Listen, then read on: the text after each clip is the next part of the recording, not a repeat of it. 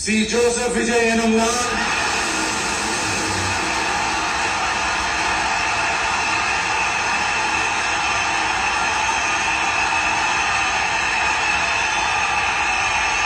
சட்டப்படி அமைக்கப்பெற்ற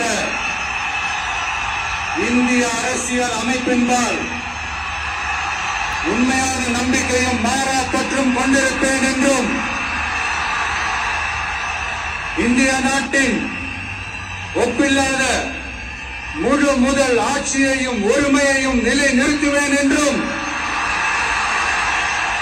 தமிழ்நாட்டு அரசின் முதலமைச்சராக உண்மையாகவும் உளச்சான்றின்படியும்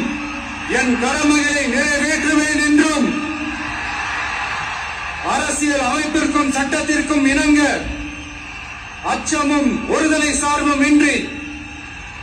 விருப்பு வெறுப்பை விலக்கி பலதரப்பட்ட மக்கள் அனைவருக்கும்